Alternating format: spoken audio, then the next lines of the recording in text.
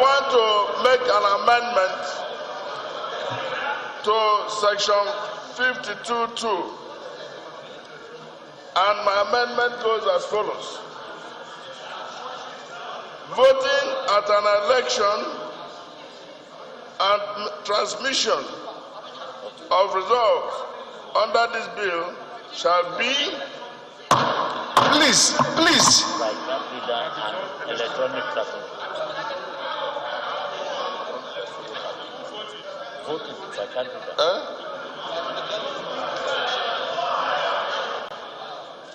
Voting at an election and transmission of results under this bill shall be done electronically.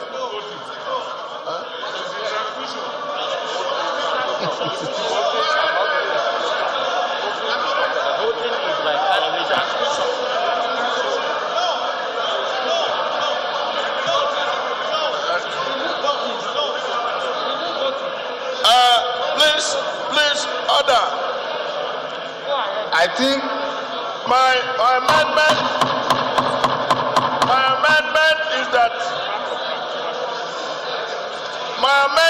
to the effect that transmission of results under this bill, under the election, shall be by electronic transmission.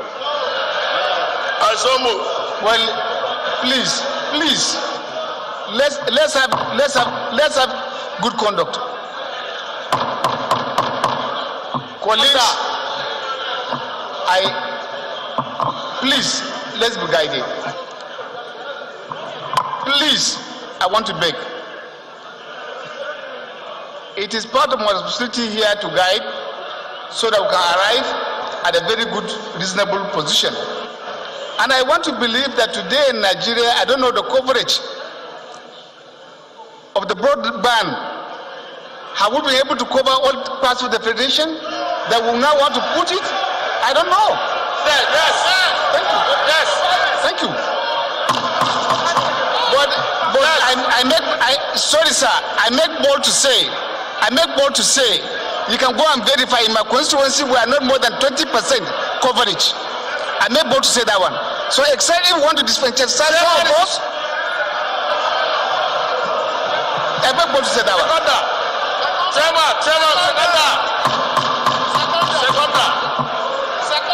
Chairman. Yes, con.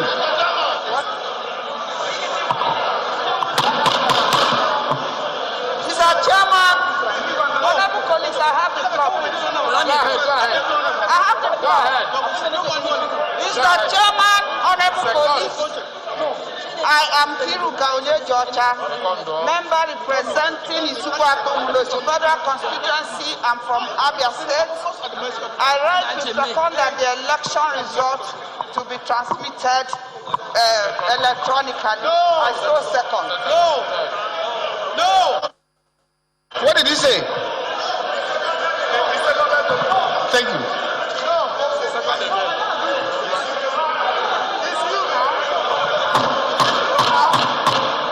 Please.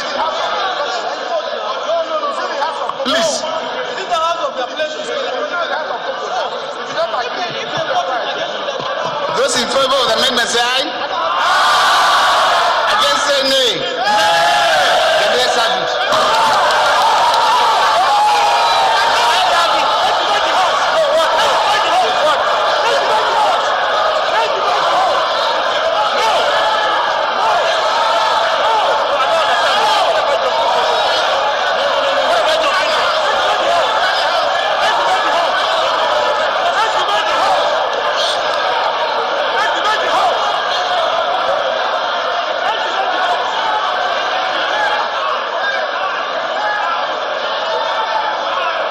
Don't point that hand at me. Don't point that at me. Don't point that hand at me. Don't do that. Don't point that at me. One by one. I will turn my back.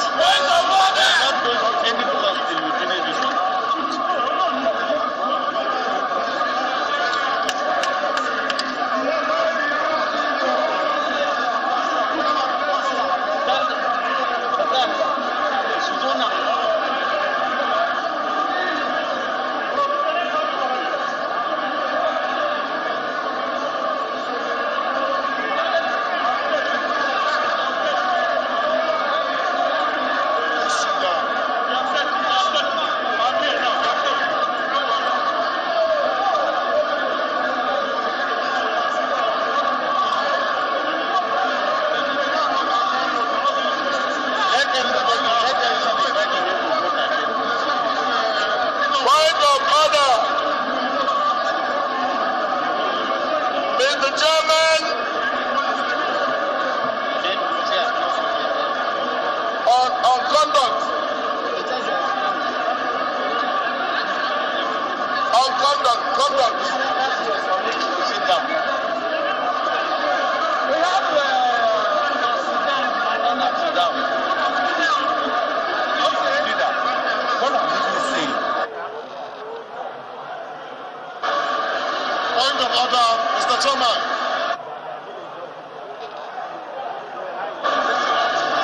Point of order.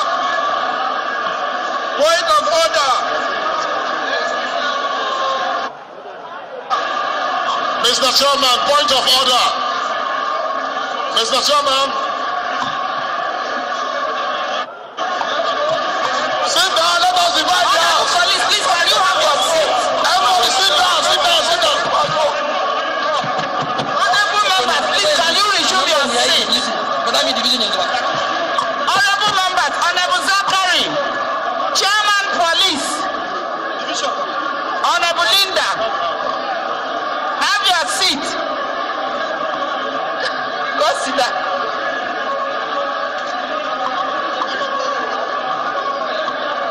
Honorable members, have your seat. The district of the chair has been challenged. Honorable members, please have your seat.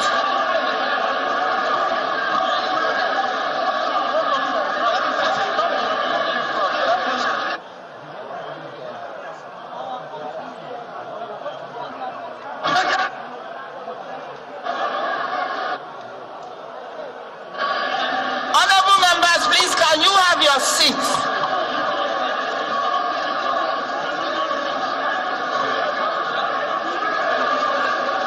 Honorable colleagues, please, can you have your Mr. seat? Chairman, Honorable Ifa, you have your seat. Honorable colleagues, please, can you have your seat?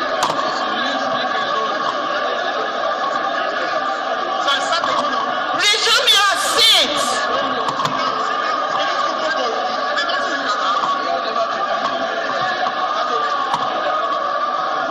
Honorable Chike, Honorable Kingsley, have your seat. Honorable Mapo, please resume your seat. Honorable Azubov, resume your seat. Honorable Kazara, resume your seat.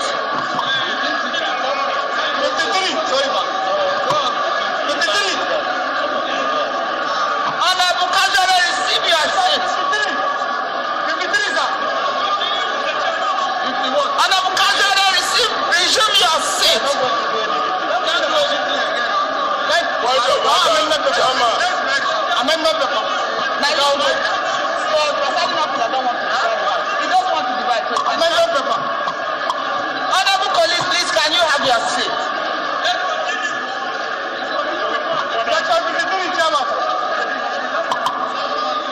Amendment paper. Honorable colleagues, please, can you have your seat?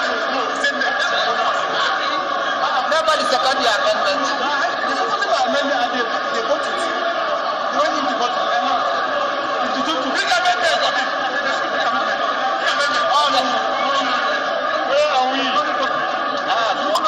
Honorable colleagues, please, can you receive your seat?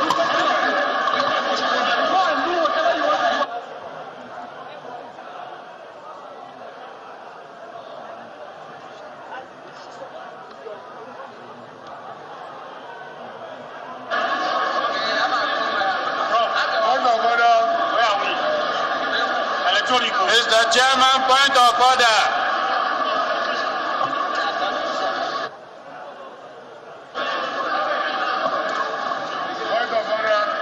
Point of order.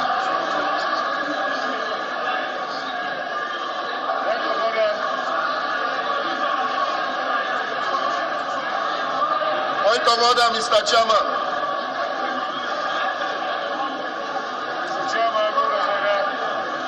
Point of order. Point of order, Mr. Chairman. Let's see the account. Point of order, Mr. Chairman.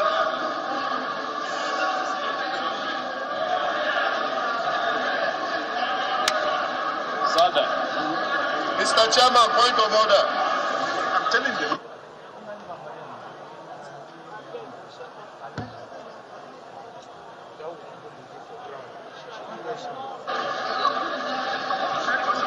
Mr. Chairman, point of order.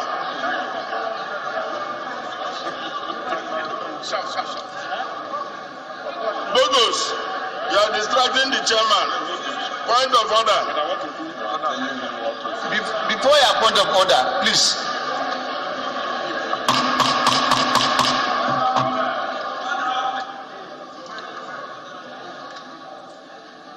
Before your point of order. Can you have your seats at the back, please? I think as legislators we have every right to canvass positions,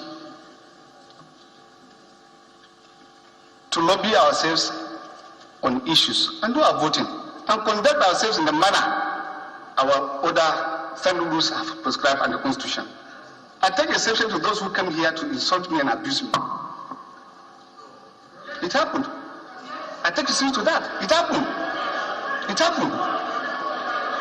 I take exception to that.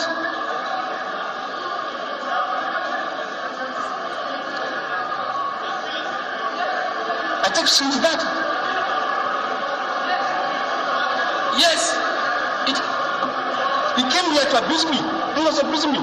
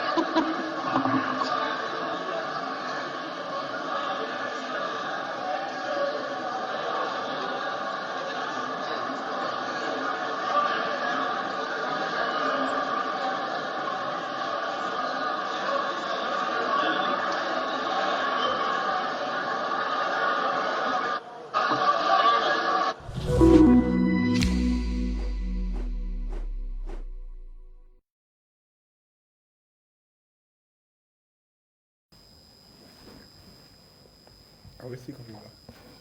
Is it live? It's live. It's a joint session.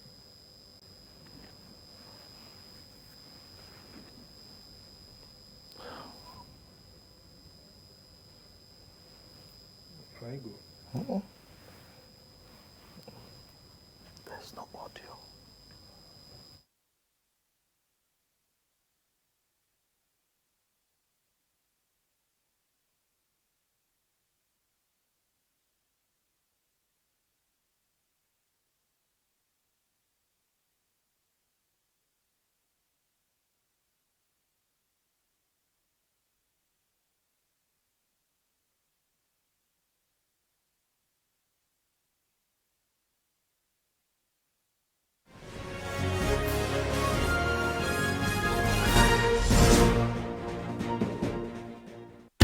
in the month of July.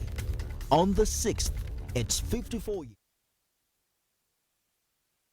Can you have your seat?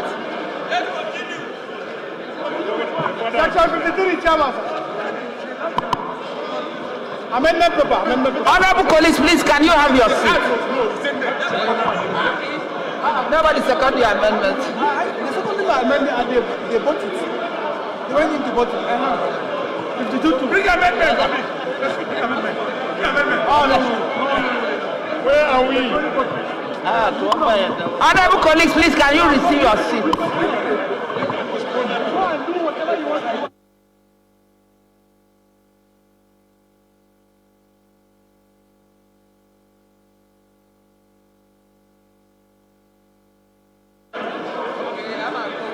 Prof, point of order.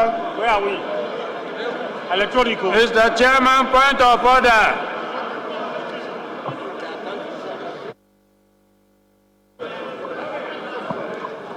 Point of order.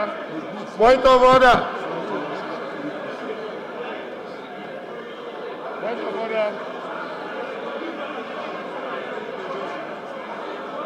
Point of order, Mr. Chairman. Mr. Chairman, point of order. Point of order. Point of order, Mr. Chairman. Let's see the account. Point of order, Mr. Chairman.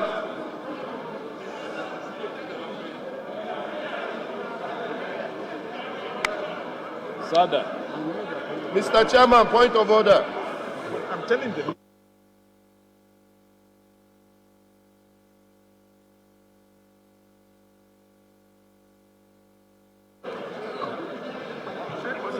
Mr. Chairman, point of order.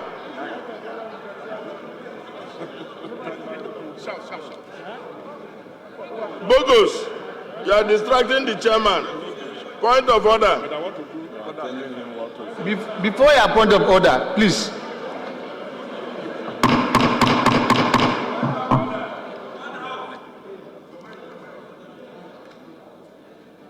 Before your point of order. Can you have your seats at the back, please? I think as legislators we have every right to canvass positions, to lobby ourselves on issues and do our voting and conduct ourselves in the manner our other federal rules have prescribed under the Constitution. I take exception to those who came here to insult me and abuse me. It happened. I take exception to that. It happened. It happened. I take exception to that.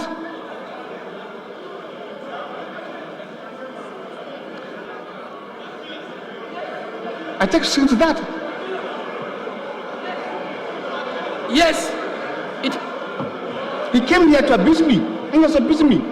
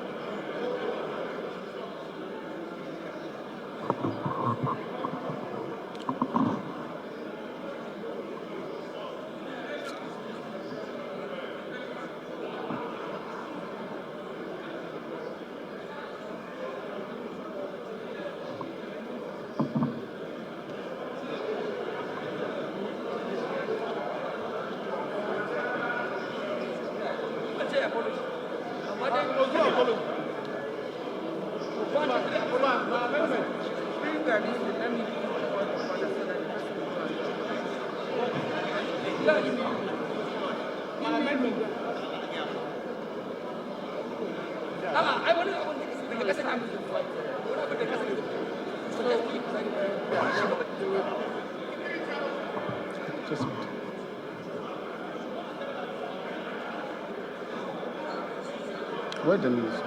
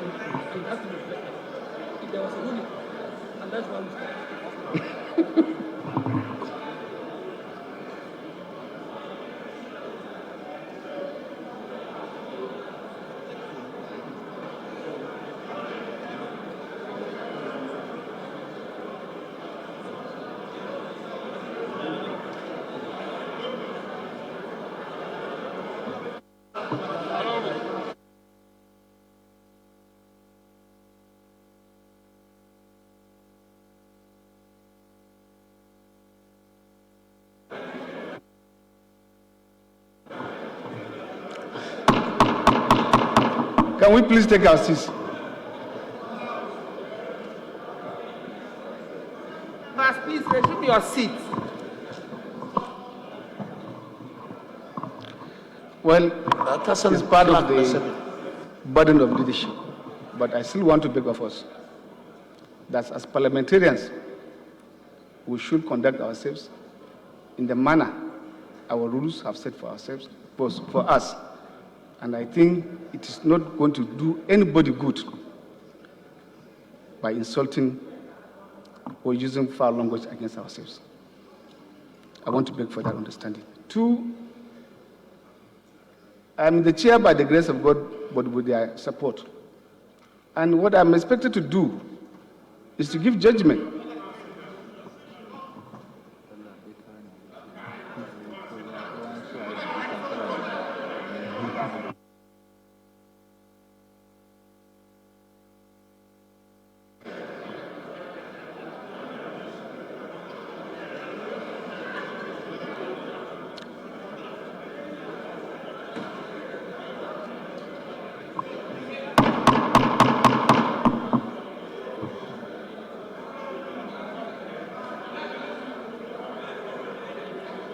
Colleagues, like I was saying, that language conduct is very important on how it's not going to be the end of the day today. We had a very thorough one today in the morning. We were able to resolve it through good conscience and discussions. And I think beyond that, I make bold to say when I wasn't a selfish person by my ruling. Anybody can go and review the audio of what happened and transpired. And I thought we are not making rules for ourselves here in this room only, but for the entire country. And I make bold to ask, those who are insisting that you must transmit, assuming, through electronic, I'm for electronic voting, and we should all be for it because we want transparency. What happens to our brothers in Goduguri, in Yobe, where completely the masks are down? What happened to them? Are we being sensitive to the country? Mr. Speaker, sir. Maybe. Mr. Speaker.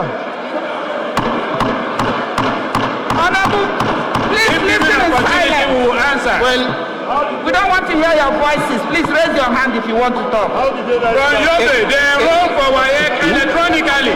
In Yobe today, in Maiduguri, they enroll for WAEC.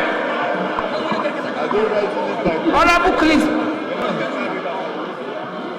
Honorable Chief.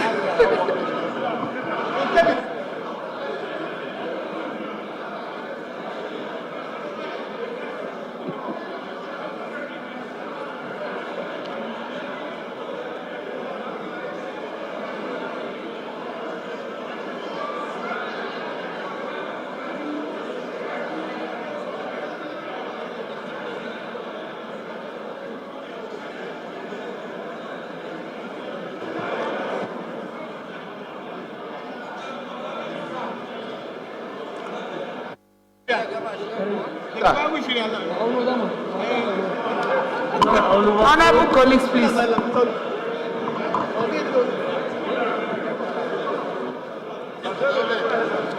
Thank you, Mr. Speaker. Gudaji, okay. Take a seat. Falaki. Thank you, Mr. Chairman, honorable colleagues. I remain James Abiodun Falaki. I represent Ikeja. Mr. Chairman, I move under clause 52(2), wish to amend as follows. Voting at an election. Let me move my amendment straight ahead. Transmission of results under this bill shall be both in electronic and manual with the procedure that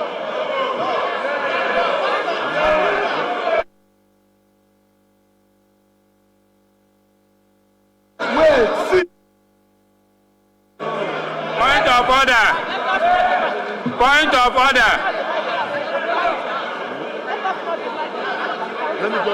Point of order.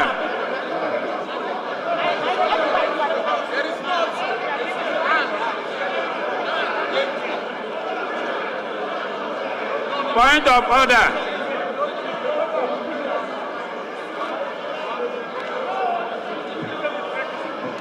Mr. Chairman, point of order. Point of order. Yes, sir. Point of order, sir. Yeah, point of order. Thank you, sir.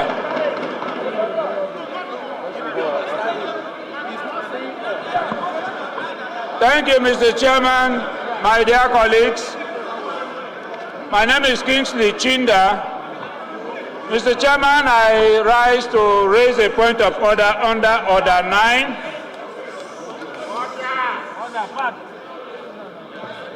Order 9, Rule 6.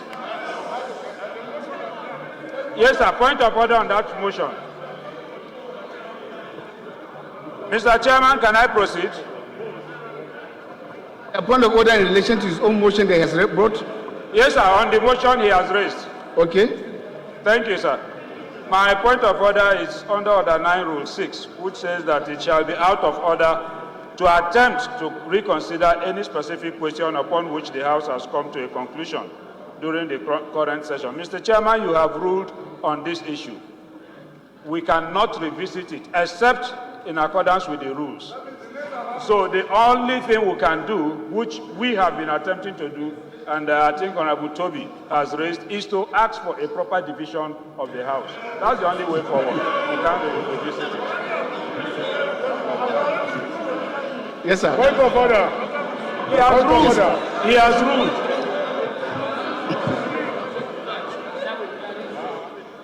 Thank you, Mr. Chairman. Mr. Chairman, honorable colleagues, like I said during my speech, the moment is upon us now. Mr. Chairman, many of our colleagues have said, and I think Honorable Chinda got it wrong as well, when he said, well, first of all, we have to explore all possibilities, because this is the main item. When he said that you had already ruled on this matter, let me pose it, or let me say clearly, that you have not ruled on this matter. The ruling, or the amendment by Honorable Toby was for electronic transmission, period. And you put the question. The amendment by Honorable Faleke is a different amendment. That question has not been put. The amendment by Honorable Faleke is for electric and manual. So that's a totally different question, which by our procedure, that question must be put. Seconded and put. The reason why I want us to get it right, the reason, I am the speaker, so I'm going to remain neutral, but I'm going to try as much as possible to guide the House. The reason why I think we should get it right is because this is a moment in history, and we should do whatever in our conscience that we believe is in the best interest of Nigeria. Whether it is electronic, whether it is manual, whatever it is we decide. But let it be based on what we feel is the best interest of the country, and let us not shout each other down. Those who want manual cannot impose that on those who want electronic. Those who want electronic cannot impose that on those who want manual. What we need to do is vote, and let us accept the vote.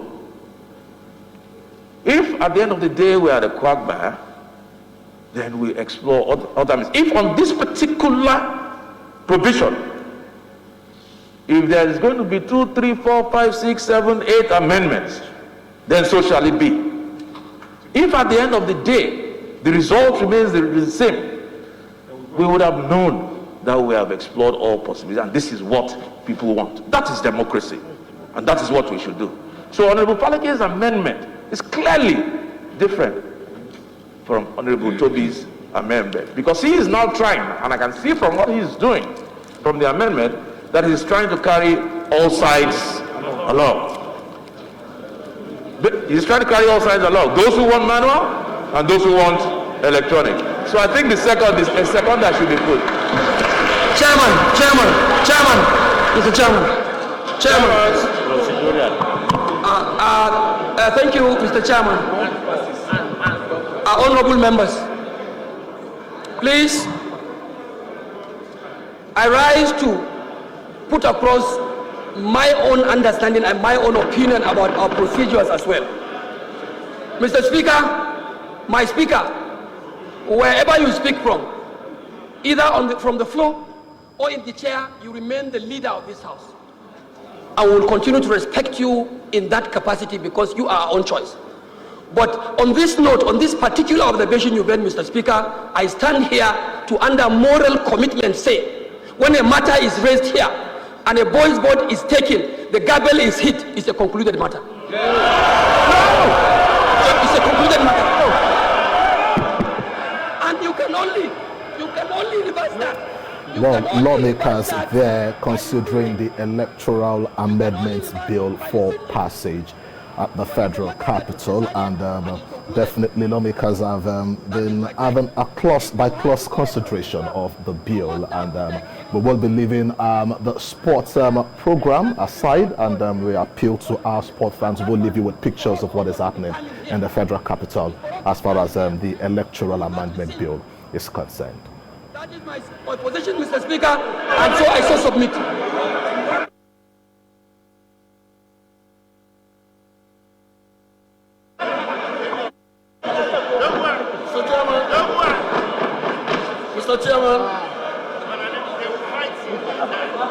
Mr. Chairman.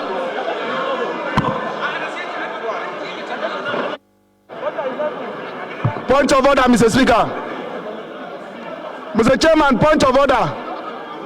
Point of order, Mr. Chairman. Point of order, Mr. Chairman.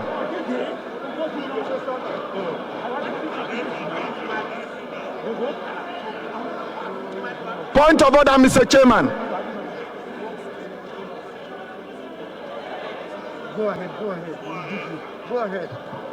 Point of order, Mr. Chairman. Look. Thank you, sir. Mr. Chairman,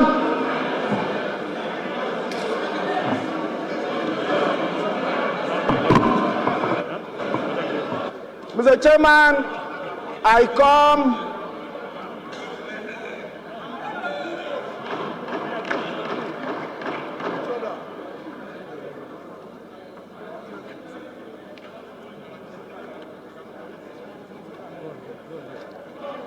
Mr. Chairman, my name is Onofiog Luke, 18 and 3 Bomsurubium Federal Constituency of Akwa Ibom State.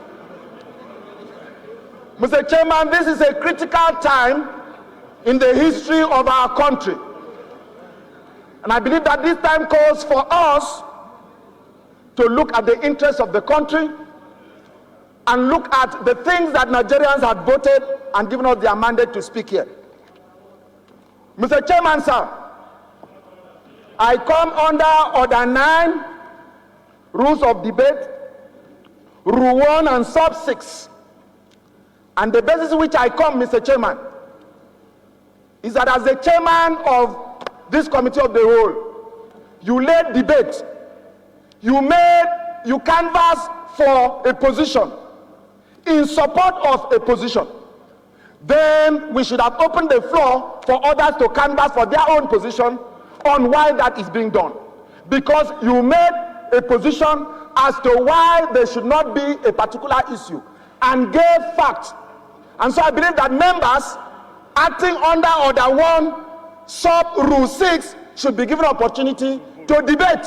First to debate and canvass position, just like the chairman canvass position in support of where he wants us to go. So I want to move, sir. I want to move, sir, that we come.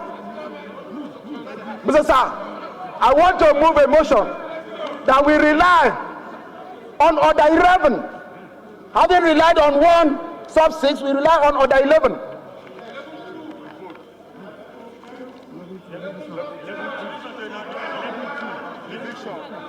The combined reading of Section 11, Sub 1, Order 11, Sub 2, and then Sub 1, Sub 2, Order 11, Sub 2, sir, to call for voting on this issue. Well, I don't know. First, I want to say that I take their own comments very well. It's not the first time that the person in chair or presiding tried to guide the house. So why are you treating me as an administration? And these are the things I keep on advising, that no point have we, while sitting in chair, not make attempts to guide in case there's dilemma. And I was just trying to bring another side as Nigerians, who we truly believe that we must move as a nation. Of course, the position canvassed by the Honorable Falake, my ruling was on the amendment that was done. So we could take his own question, and I do not want us to be, please.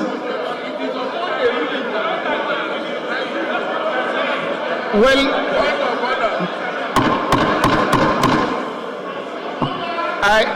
maybe let me make a ruling on what my brother Honorable Chinda brought.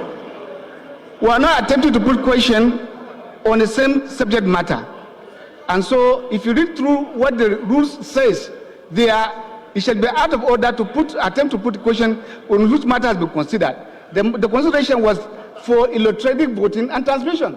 Now you have an amendment for electronic voting, transmission, and manual. So you are ruled out of order. Thank you. Yeah. Mr. Chairman, it has become very imperative for me to stand up to address an issue. Sergius, Honorable Sergius. Honorable Sergius. You are quite very welcome. Yes, sir. Thank you. It has become very imperative for me to address a particular issue where Mr. Speaker spoke on the mode of our procedure. And of course, my brother, in my opinion, did not understand it. Because Toby, the Deputy Minority Leader, made an amendment. And you rule based on his amendment. Having ruled on that, any other person can bring up any other amendment, or you now put a question based on the substantive clause. Said, Falake is in order. I made a statement. What I'm trying to say that what Speaker said on the issue or the mode that we have taken is not out of context. Sure. It is not. He didn't. What he's saying is that even though he had ruled on Toby's amendment, another person can also bring up an amendment. But I have ruled in that direction. Exactly. I have ruled in that direction. Yes, Seconder. After this person, yes, after this person, yes. Seconder, yes, sir. Yes. No. We have not finished with Hold on. What I'm saying. No. The reason why they have No. people were making them, but they were not satisfied. Hold on. The only way to get satisfaction is to vote on it. Hold on. By division of the house. Yes, sir. Take your sister. Huh? Take your sister. Yes, sir. Yes, I've recognized. No, it's not Falake. There's a motion on ground, so it's you are recognizing. The issue. Please, sir. Please take your sister. Please. Seconder, chair. Yes, sir. Falake, take your seat, please. Take your seat. You have a motion. I've called for a seconder and then Raji is calling. It's all right. Please. Sorry.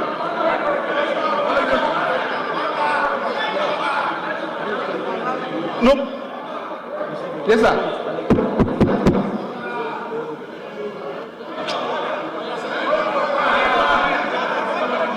Right, go ahead. do, I'm seconding. Let's move the motion and let's second the motion.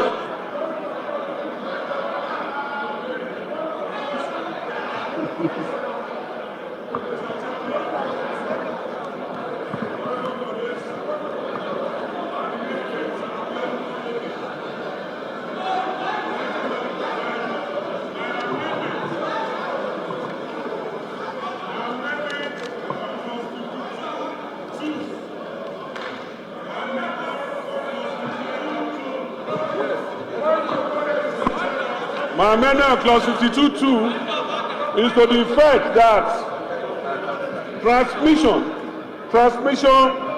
of resource under this bill shall be both manual and electronic. I didn't put voting. I said transmission of resource under this bill shall be both electronic and manual. That is my amendment. Point of order, Mr. Speaker. Yes, sir. Point of order, Mr. Chairman. Mr. Chairman, point of order. Mr. Chairman, point of order. Point of order, Mr. Chairman. Point of order, Mr. Chairman. Point of order. Right. Point of order, Mr. Chairman. Seconded. Point of order, Mr. Chairman. Mr. Chairman, my name is Wale Raji. Point of order, Mr. Chairman. I represent a federal constituency of Lagos State. I rise to second the motion ably moved by Honorable James Faleke. I so second, Mr. Point of order, Mr. Chairman. Those in favor of the amendment say aye. Against say nay. Nay! The nays have it. Yes, that is it. Point of order, Mr. Chairman. Point of order, Mr. Chairman. Clause 52.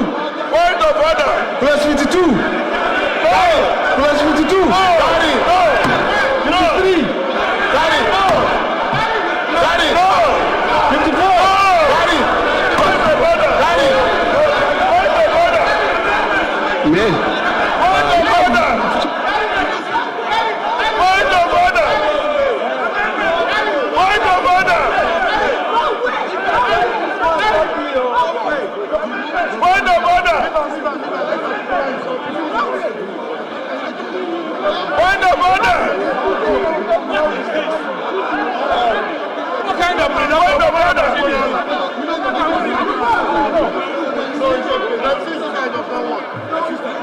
Come do your point of order. Let's divide the house. If you don't do it, then let's not do it again. Why you not the one divide the house? If you don't want to, let's not do it again. Point of order.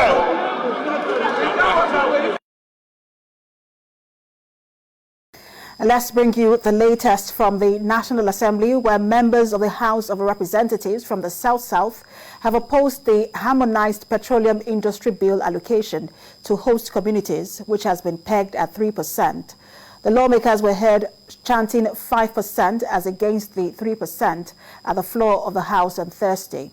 The chants continued even as the Speaker, Femi Gbadabiamila, walked in to commence plenary, shortly after the House went into an executive session.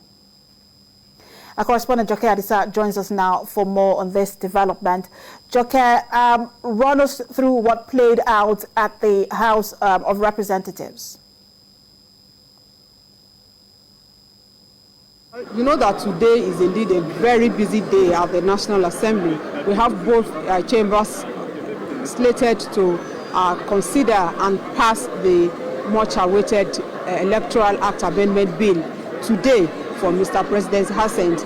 But just before the Speaker led the leadership in, we saw a member from Imo State, Honorable Igwe Chieri, from River State. It was the one that began the chanting of songs, insisting that it has to be 5% for host communities. and so all other members. And let me also say that the minority caucus of the House met yesterday on this same issue, and I want to be, although we were not privy to what was discussed, but from what is playing out, it does seem that that exactly was what the other meeting was about, and so they have resolved to ensure that they do not have less than 5%.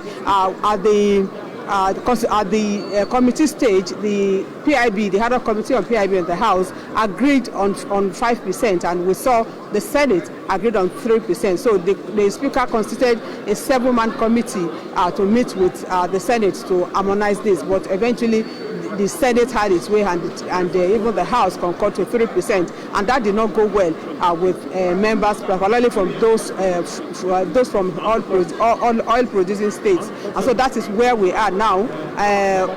We are hoping, they have gone on an executive session. We are hoping that this will be resolved, and the main business of the day will be taken.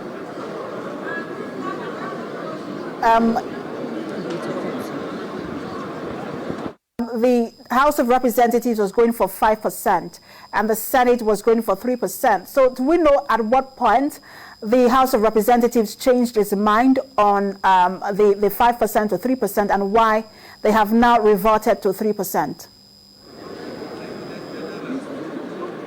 Yes, the Speaker constituted a 7-man committee to meet with the Senate to harmonize this figure. The only dissenting area they had was that host communities fund. 5% the House agreed on, 3% the Senate agreed on. So what apparently at that stage, at that conference meeting, the House was able to buy into the Senate position, and that is what we have.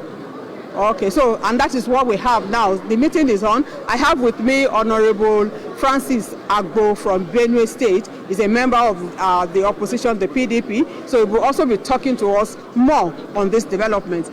Nice to have you, sir. So give us a further insight into what is happening now. As we speak, we are holding our executive session. Out of respect for you, I had to sneak out to talk to you. The position is very clear. The position of the House is very clear. The position of the minority caucus is very clear.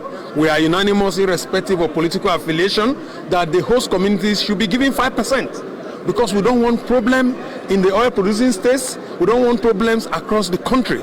The host communities, they are already agitating.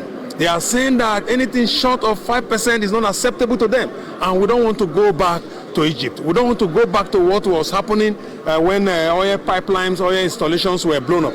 The militants, the ex-militants, the agitators, all of them, that's what they are saying, that they're going to blow up everything. And we at the House of Reps, we are the people's parliamentarians, we believe very clearly that what we need, what the host communities need, is the 5%. And so we're appealing to our colleagues in the Senate to agree with us.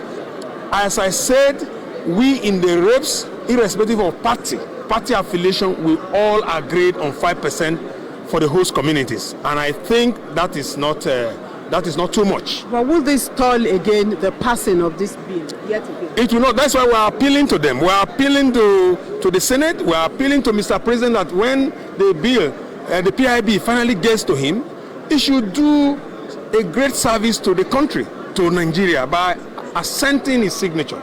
Because this is not an individual matter, it's not a personal matter, it's not a political matter. The people of the Niger Delta, the people of the oil-producing states deserve this. And of course, tomorrow, I'm from Benue. Benue could be an oil-producing state. Bauchi could be an oil-producing state. Maiduguri could be. KB could be. Or any state in Nigeria could be. Once you become an oil-producing state, you tap into the 5%. So we are trying to do what will give us peace in this country. We don't want to go back to those days where oil installations were blown off. So I appeal to Mr. President, I appeal to all the stakeholders, I appeal to the Senate that they should key into what the House of Reps has done. But there's also this argument that you don't stifle the oil-producing companies. That was the argument put forward by the chairman of the committee on PIB, and that was why they had to agree on that. No. It has to be a two-way thing. It takes two to tango.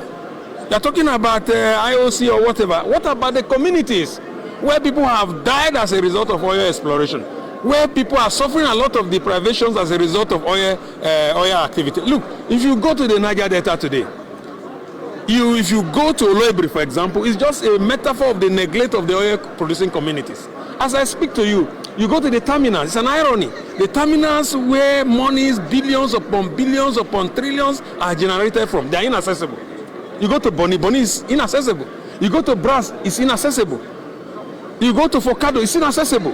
What have we been doing in this country? How do you have communities, oil terminals, where monies are generated, billions of naira are generated, and have been holding this country as the mainstay of this country? How do you have such communities without being accessible to motorists? As I speak to you, nobody accesses those places. So the point I'm making, the oil producing states, the Niger Delta, whatever, they don't want to hear the argument. And you know that the oil has been the mainstay of this country over as far or as long as you can remember. Since independence till now, our major mainstay is oil. And then we don't want anything that will make these people to go back to what they were doing before. I don't want them to go back to the creeks again, because that will worsen our economic problem. We are already having a lot of problems in this country. We have banditry, insecurity here and there. We are practically in recession. So why do you do things that will make these people to see go back? They are threatening. And that's my fear. So it is better we consider, let's put the oil producing communities first before any other thing. We in the minority, that's exactly what we are saying. And then there's also money approved for prospecting for oil. And then the Niger Delta people, stakeholders, they are complaining that they don't want that 30%. But then let's give them the 5%. And for me, it is not too much for them. All right, let me ask. The main business of the day is the Electoral Act, the Constitution and passage. What should Nigerians be expecting? Well, Nigerians should expect a big deal from us. We at the House of Reps, we believe that electoral malfeasance is worse than corruption of Naira and Kobo. So, and electoral malfeasance has caused a lot of problems for this country. So Nigerians should expect a very robust Electoral Act amendment. Nigerians should expect that we are going to have election result transmitted electronically. They should also look forward to having a very efficient and effective timeline and timetable. And the Nigerians should also expect us to do the right thing by making INEC more strong. We need INEC to be really independent, because the way INEC is today, we call it Independent National Electoral Commission, but indeed, in actuality, INEC is a dependent commission. It's not independent on its own. So the electoral bill that we're going to work on today, Nigerians should expect a big deal from us. Nigerians should also expect a more transparent, credible election in the 2003 election cycle, because that's what we are doing. We're so bothered that our electoral system has no credibility at all. And that's why we want to work on the Electoral Act. We want to ensure, like I said, election results are transmitted electronically. It is workable. The people who say many areas in Nigeria don't have internet, don't have connectivity, just forget it. INEC has said, if you don't have connectivity in the polling unit, post the result. Once you enter an area that has connectivity, the result will appear. It's just like WhatsApp. What is the basis for increasing the campaign funds, the campaign fees? Sir? The basis for increasing the campaign fees for politicians? Yeah, it is because of what is happening. You can see that the cost and prices of everything has actually skyrocketed. Logistics and what have you. That is the reason the political parties have to also do a lot of things, logistics, take care of so many things for themselves and all of that, the running of the party. And that is the reason why we must work holistically to ensure that the economy is fine-tuned, the inflation is actually reduced, because as it is, we're having a serious hyper inflation in the country. As inflation skyrockets, the cost of everything, both logistics and whatever, goes up, because the political parties must do something to protect the sanctity of their own candidature and then protect the sanctity of the party too. That's exactly what is happening. But most importantly, I am of the strong view that having a robust electoral act is not an end in itself. Because Nigeria, the problems we have in this country is not about the laws per se, it's about implementation. The political elites, the power elites, many of them, they are so arrogant, many of them are power drunk, many of them are very, very greedy and selfish. And therefore they look for ways of manipulating every law you have in this country. they manipulate the constitution, they manipulate the electoral act. So the point I'm making here is that I want to appeal to the power elites in this country that they should allow these laws to work. You go to Britain, Britain has an unwritten constitution, but it's a well-organized society. That tells you that the problem is not in its entirety about the law, the legal regime. It's about the human beings, the operators, the implementation.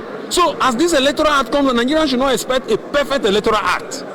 What Nigerians should do and what the power elites should do, they should allow the system to work itself and correct itself. That's exactly what we need. Thank you so very much, Honorable. A good place to end it there. I've been speaking with one of the members of the House of Reps from Benue State, and he has given us further insight into activities here in the National Assembly.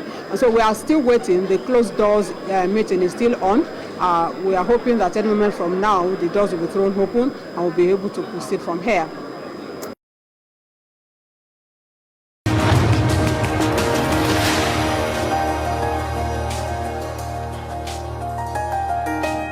The Kaduna State Governor, Nasir El-Rufai, released the second quarter security report for his state.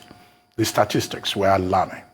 According to the state governor, 222 deaths, 774 kidnappings, and 20 incidents of rape linked to banditry, communal clashes, and other violent attacks were recorded in Kaduna between April 1, 2021 and June 30, 2021. He blamed the state of insecurity on the lack of adequate security personnel in communities and called on the federal government to support the state and make up for the manpower deficit. According to the governor, there are simply not enough boots on the ground to have credible deployment in most areas to protect communities, deter crime, and enforce law and order. Although 87 bandits were neutralized under the period under review, El-Rufai called for an unconventional approach to the security situation, not just in Kaduna, but the 7 states that make up the Northwest geopolitical zone, as well as in neighboring Niger State. To discuss the worrying rise of violent crimes in his home state, we will now be joined from our Abuja studio by Senator Uba Sani, the federal lawmaker representing Kaduna Central, which has been the worst hit zone in the state. Good morning, Senator, and welcome to the morning show. Good morning, Dr. Ruben Abati. Good morning. Thank you for having me. Thank you for joining us. Well, quickly, Senator Sani, I recall that sometime last year, in November 2020, you were quoted as saying that, there was the time had come for action. Later, you asked the people to support the government to check banditry in Kaduna State, and you even lamented that your zone, your senatorial zone, was the most affected. But where we are today, it looks like nothing has changed. It looks like, in fact, things have worsened. The situation is bad, particularly with the security report given by the governor. Now, the governor is saying that more security personnel will be needed to protect Kaduna State. Do you share that view? Or are there other problems that need to be addressed with regard to the sudden emergence of Kaduna State as the epicenter of banditry in the Northwest? Thank you very much, Dr. Ruben Abati, and thank you for having me this morning. First and foremost, before I answer your question, which is a straightforward question, I would like to at least set the record straight as regard to the last week commentary you aired here on your own station. In that very commentary, I think you made some false allegation against me, where you concluded that I did not visit my people that were in this very serious crisis of series of kidnappings and abduction by the terrorists. In my constituency, specifically, you mentioned Bethel Baptist Church. And of course, I want to say it clearly here that the report was completely wrong. Of course, I myself and the security agencies have been in contact. We've been talking virtually on a daily basis, and I've been in touch with the families of those persons that were abducted, but the issue of kidnappings is a very serious security issue. We don't need to publicize what we're doing. We don't need to grandstand, because you don't need to grandstand on the issue of insecurity. And of course, as we're talking, I can assure you that the families of those persons that were abducted are really very happy with what we're doing together with them. And some of them are even working closely with me. I have personal relationship with some of the parents. But of course, last week, I think you concluded in your own commentary that I did not even make a comment as regard to the abduction of the children of those people that were right now in this very serious crisis with the terrorists. Of course, I was not happy because I have followed your career in the last almost 2 decades, and I've always respected your own views, particularly your own column in Guardian newspaper. I've always respected your views, like I said, but what you did last week for me, to say the least, was very, very unprofessional. That is one. But now going to the question you just asked me, let me quickly answer the question. Yes, some of us don't like talking too much. We believe in action.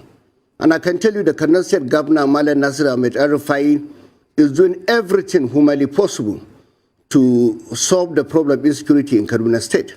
Many people may not understand what we are doing in Kaduna State. And of course, when he called on the more security personnel to come to Kaduna and assist us, it's simply because our governor has been the leading person in this country calling for the creation of state police. Of course, because of that, personally, I have about 4 bills in the Senate at the moment fighting for the creation of state police. Myself and my colleague, the Sungu Senator Ike Ikwaromadu, 2 of us have been the leading senators in Nigeria calling for the creation of state police. My bills have already passed first reading, and I have no doubt in my mind we cannot solve the problem of insecurity in this country if we do not support the call for the creation of state police in this country. It's very critical, it's very vital. We cannot run away from the facts. And I know some people are afraid of that. Some of us believe in restructuring. That's why we believe that there must be that support by everybody in this country to at least support some of us that believe in the creation of state police, because what we're having today, I don't think we have enough security personnel to resolve or to solve this problem of insecurity in our own country. That is why our state governor have been crying out for the creation of state police. And again, like I said, only last week, the Senate passed my bill, the Firearms Act Amendment Bill. When I look at that act, I realize that it's obsolete. And if you listen carefully to the report by the United Nations Regional Center for Peace and Disarmament in Africa, they came with a very alarming statistics only a few months ago, where they said there are about 500 million illegal weapons and arms in circulation right now in West Africa, and 350 million of those weapons and arms are domiciled here in Nigeria. That is the reason why I came up with that very important piece of legislation, where, as I'm talking to you, the Senate passed that bill last week. At least the bill will assist in imposition of fines for offenses and imprisonment for those people that are parading around with illegal arms in our own country. That's the problem we're having at the moment. So for me, it's not about blaming the security, blaming we have to come out openly and come with laws that can help the security agencies in Nigeria to also fight this banditry and terrorists in our own country. It's not about talking. It's not about grandstanding. We don't grandstand on the issue of insecurity. But I can assure you, what Kaduna State Governor is saying is right. This problem of insecurity is affecting every section in our own country. So we need to come together and accept that the way the security agencies are in this country today, I don't think we can be able to fight this issue of banditry and terrorism in our own country. Thank you very much. All right. Can you take us through some of the features of your bills addressing the issue of state police, especially now in view of the fact that you know that the conversation around the 2023 election is heating up every day? That raises that old argument against the existence of state police and the potential for abuse of state police by state governors. How does your bill address this issue? And just take us through the general provisions. I'm aware of your firearms amendment bill, which is it's incredible to me that it's taken as long as it had, so you had to have that bill passed to raise the penalty for illegal importation of firearms to Nigeria from 1,000 naira to 1 million naira. I mean, when you say obsolete, that bill really was obsolete. But take us through the provisions of your state police bills, please.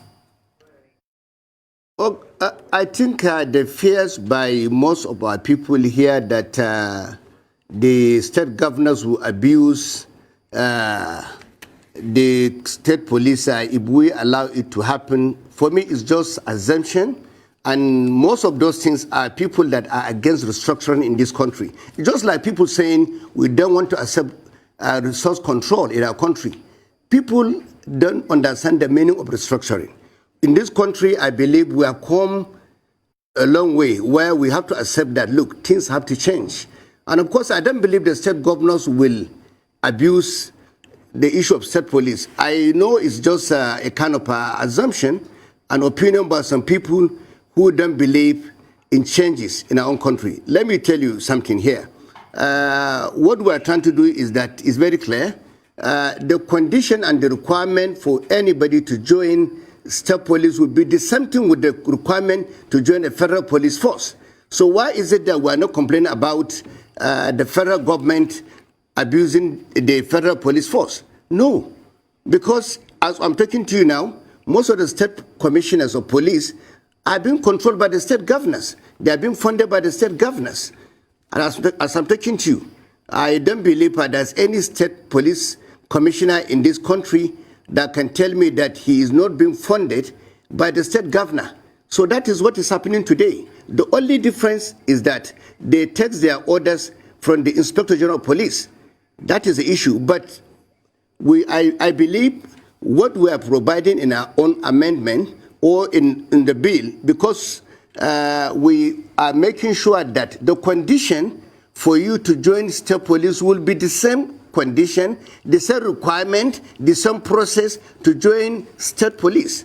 So that is the issue. Then secondly, we also have provision that in case of any abuse of those powers, the federal police force can override the state police. So that is also there in our own bill. When I came to the Senate, I met my colleague, the Single Senator Ike Ekwaromadu, fighting for the creation of state police in the 8th Senate. So I joined him, and we sat down. I quickly came up with some improvements in that very bill he was trying to sponsor in the 8th Senate. And I can assure you, only last week, my colleagues sat down. The committee inaugurated by the Senate President to look into the constitutional review, we came together and sat down. We are talking about the possibility of the creation of state police. And I don't think if there's anybody in the Senate today who is completely against the creation of state police, except those that do not understand the essence and the reason why we need this very urgently. Senator Ubasani, what has your intervention done as regards the release of this students of Bethel School? Can you precisely state what it has done? You know, was it your intervention that led to those 2-3 people that are released recently? I mean, because this is your narrative says your intervention, but there's another narrative out there And when we had one of the top leaders of CAN out of Kaduna, he said otherwise. He said he had been left alone. And the only photo ops a lot of people saw there was Senator Shehu Sani visiting them. So what has your intervention done, really? So let me answer your question. Maybe you did not listen to what I said very carefully. If you are following the situation of insecurity in Kaduna, you will agree with me that we don't just go to visit the traumatized people, just carrying cameras. I don't do that. We don't grandstand on the issue of insecurity. That's the reason why probably my own constituents voted those guys out and elected me. Because you don't grandstand on the issue of insecurity. This issue of kidnapping is very sensitive. These kidnappers, as we're talking, they are following what we're also doing.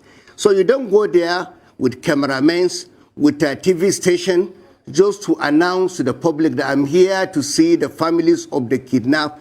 You don't do that. We do this thing discreetly. We don't allow people to know what we're doing. Of course, like I said, I have contacted with the families. Some of them are working directly with me.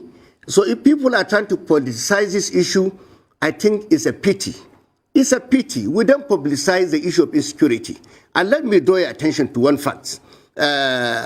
It's only recently because a lot of people who have no idea, no information as regard to what we're doing in Kaduna, we're trying to now take this issue of Bethel Baptist Church in isolation of other kidnappings we had in Kaduna. And nobody is even asking whether there's any senator or any elected member in Kaduna State that have visited all the IDP camps in Kaduna. I'm the only person, as I'm talking today. I was the person that visited them, and still I'm the only person that visited all the 5 IDP camps in my own constituency. You can verify. And I do not only go there with cameras. No, I didn't go with cameras, but I've gone there to distribute relief materials worth millions of naira. You can confirm from your own correspondent in Kaduna or people in Kaduna. So we don't just come to the national television, international television, and grandstand with pictures and cameras. Senator, we don't do that. Senator, sir, you've not answered my question. My question is, let me tell you. My question is, what has your intervention done? You know, give us some excerpt of what your intervention has done. That's what I want to know. Your intervention in all of this insecurity. Let me tell you, at least my intervention, my intervention have given the families of those, the parents of those people that have been abducted some sense of relief, because I've been talking to them, I've been talking to the security agencies, but I will not tell you what I have done here in the national television. That is not my character. I will never tell you that. But one day, not long, they will come out and say it themselves. I don't come here to talk about what I've done for my people. I'm elected. It's my responsibility to look at my constituents. When I visited all the IDP camps, I didn't come to Arise Television to tell you what I did. And I will never come to any station to say that, because it's our responsibility. That is the primary objective of any government, to protect the lives and properties of the people. And we are doing our bit. That's what I'm doing. And I can assure you, the governor of Kaduna State is also doing a lot.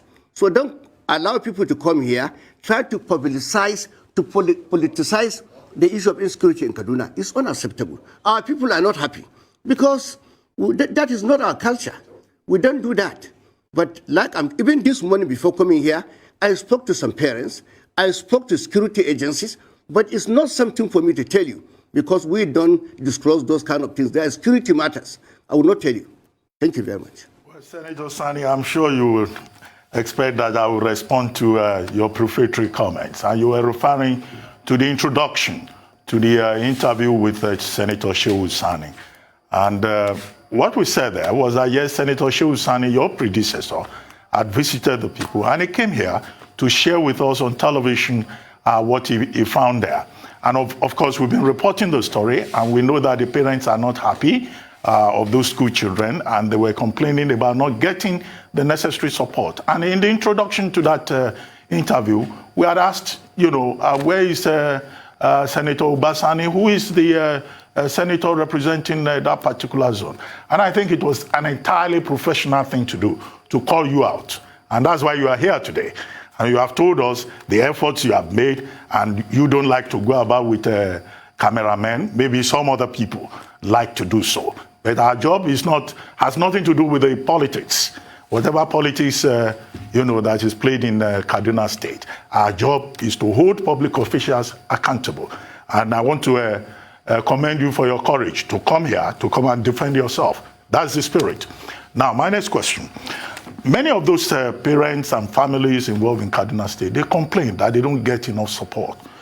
You have always asked for support for Governor Nasir El-Rufai, which is perfectly in order, because as senator, you have to work with the governor to find a solution.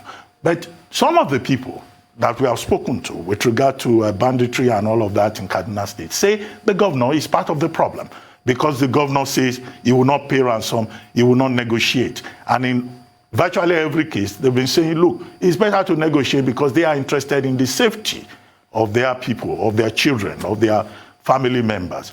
What do you say to that strategy of, we won't pay ransom, we won't negotiate? Let me make it clear to you. My position has always been the fact that a lot of people are trying to make kidnapping to be one of the most lucrative businesses in this country. I do not subscribe to the idea of paying those bandits and terrorists money. Let me tell you why I'm saying that. The reason is very simple. When you give them money, these guys are not reasonable, they are not responsible. They will use the money to go and buy more arms and ammunition to continue to attack more people. So for me, we cannot look at this. This can never be the solution to the problem. You are only encouraging the terrorists to continue to go and abduct more people, kidnap more innocent people, because they are empowering them, giving them money. They will buy arms. They will not, when you give them the money, that does not mean they will say, oh, let us now retire and settle. They will never retire. The most important thing is that we need to confront them. We are a country. We are a government. When you are elected, you must always take difficult decision. I know it's a very difficult decision taken by Governor El-Rufai, but I have no doubt in my mind, in the long run, we will all appreciate this very position. Because, let me draw attention to one fact. Someone came here and said, oh, he knows those bandits, mentioned their names, but it doesn't make any sense. Because you think the governor will sit down and just allow his people to suffer like that? I know what he is doing. I know what he has done so far. That is the reason why, even last week, he asked for more security personnel to come to Kaduna. So I'm talking to about 2,000 security personnel have arrived Kaduna only last week. And Kaduna State government are the ones funding them, supporting them, and I have no doubt in my mind, we will defeat these terrorists and bandits in Kaduna State. But paying them ransom will not solve the problem. You are empowering them, you are encouraging them to go and keep kidnapping our people, and will not do that. That is my position. Thank you very much. Right. Education is clearly a large part of your legislative agenda. You've sponsored bills for, Institute of ICT, a bill to create the University of Technology in Kaduna State rather than the Polytechnic. Well, rename it. Turn it into a university, not a polytechnic, a teaching institute, all kinds of things. But we have bandits wreaking absolute havoc. While they lack the ideological bent of Boko Haram, they are doing their best to further those aims of Boko Haram and stop children in Kaduna, well, young people in Kaduna as well, from going to school, from getting an education. What's your response to that? The fact that you're trying to do your bit as a senator, but your efforts are being completely frustrated by bandits.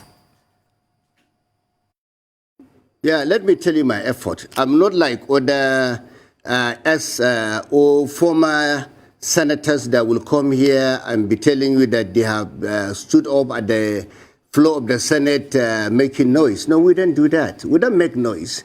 If you go to the Senate, look at my own contribution as regard to the lawmaking. Of course, you have forgotten that I also have a bill trying to reform judiciary in our own country. The reason why I'm doing that is to be able to at least support the judiciary for speedy dispensation of justice. These are things you need to look into. People are complaining that a lot of these criminals are being arrested, but people don't believe they are properly being investigated, even convicted. But the reason is clear. It's because when you look at judiciary the way it is today, take my state for instance, we have very few high court judges. You find one high court judge with about 300 cases. So how could he, with all sense of responsibility, be able to attend to all those important cases that have to do with fundamental human rights of people charging criminals, kidnappers, and all this banditry? So that is a problem. So my bill also to reform the judiciary is already progressing at the level of the Senate. Secondly, you just mentioned my own firearms act, which was obsolete. You commended that. That is my intervention. My bill for the creation of state police is also one. If you look at these three bills, as I'm talking to you, these are the work of a legislature.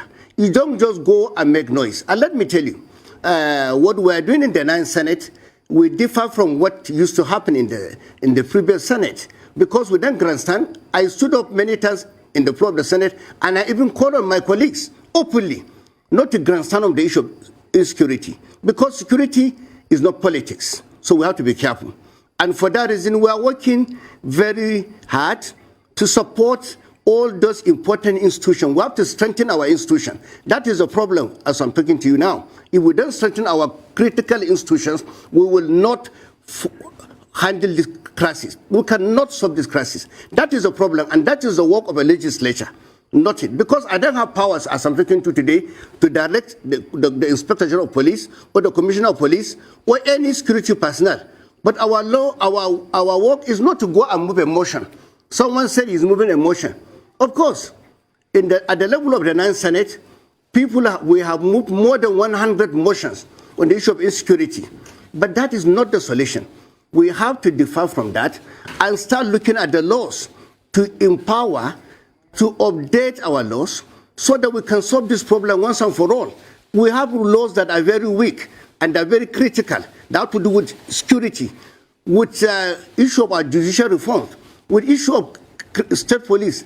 These are very important, in my own opinion. So when you mention other bills, and don't forget, when I came in as the chairman of the Committee on Banking, Insurance and Other Financial Institutions, the first bill I did was updating the Banks and Other Financial Institutions Act that was obsolete for 29 years.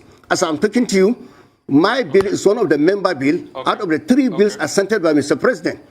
So that's my contribution at the level of the Senate. Real quickly, Senator, you said you've been doing a lot, but I will ask you again, what have you been doing? You know why I'm asking you this? Look at the case of banditry in Kaduna. In the end, it is always the parents that rescue their children by negotiating with the bandits. Remember the case of Greenfield? It was the parents that paid over 100 million to rescue their children. Bethel School now, the parents claimed that they are calling them to bring foodstuff, rice, and everything for them, for their children to feed in the bush. Is it that you never get a chance to talk to these bandits? Why is it that the parents are left on their own? And you say you are doing something. So I want to know what you're doing precisely. And that's why I deliberately asked that question. Because if you ask the parent, they're saying otherwise. Why is it that we have a country where we have a senator, and it is the parents that are talking to the bandits, not the senator that was voted in to represent them? Let me tell you the reason why we don't talk to the bandits. Or you want the Canadian government to talk to the bandits, we will not do that. The reason why is not even the parents. As I'm talking to now, is the school authority, is a Bethel Baptist Church authority that are talking to the bandits. And we allow them to do that. It is deliberate. Because let me tell you now, even this interview I'm having and you're emphasizing on me telling you what I've done, you're exposing the parents. So stop that. I will not tell you like I said, but I'm doing a lot. But the parents will come on their own to speak. I say I will not grandstand. I'm not doing it because of you or because of anybody. I'm doing it because I was elected by these people overwhelmingly. If you don't know, go and check my record. Go and check my support. Those people talking to you here, they were voted out by those guys. because they rejected them. They don't believe in grandstanding. We will not change our ways. These are our ways. We will not come to the television and start telling you what I've done. But the parents will come and give the testimony on their own. If you want them to talk, I will make them to talk. Thank you very much. Well, Senator Sani, thank you very much for joining us on the morning show, except that this will have been a great opportunity for you to just outline some of those things that you have done. But it's okay, since you say you don't like the camera. Thank you very much for joining us.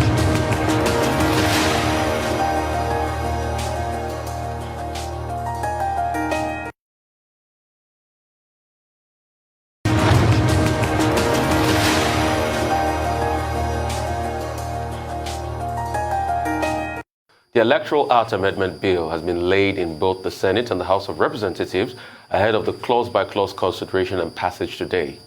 Chairman of the Senate Committee on INEC, Kabiru Gaya, while speaking exclusively with Haraz News, says the legislation will repeal and enact the 2010 Electoral Act, which has been under consideration for years. He also spoke on the transmission of election results through electronic means in Clause 50, subsection 2 of the draft bill that has now become controversial. That the Senate do receive the report of Independent National Electoral Commission, INEC, on the Electoral Act Amendment Bill 2021 SB 122. I so move, Mr. President. Meanwhile, Senate President Ahmed Lawan says he has received more than 900 text messages in one day over allegations of tampering with the Electoral Act Amendment draft bill. Lawan described those accusing the leaders of the National Assembly of removing electronic transmission of results from the report as mischievous and rabble-rousers. Civil society organizations had last week alleged that the final copy of the electoral bill did not represent the interests of Nigerians. The other reports later said that the section had been reintroduced by a public uproar. Of those accusing the leadership of the National Assembly are misinformed, innocent. Some are simply mischievous and rabble-rousers. This is the first time this report is laid here. And this report of the committee, this is the decision of the committee on INEC, and therefore whatever will be discussed or considered about the Electoral Act Amendment Bill will be on the basis of what has been presented to the Senate here. If anybody feels very strongly about anything, lobby distinguished senators to canvass for your position rather than blackmail leadership, because my telephone line and that of the Honorable Speaker were published. In one day, I received over 900 SMS messages saying we have manipulated this. We didn't. We will do what is right. We have our procedures, and lobbying is part of democracy.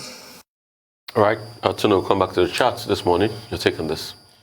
Well, all I have to say about this is that it's important that we're seeing responsiveness by hook or by crook, whether they want to admit it or they don't want to admit it. They are listening because they've been compelled to listen.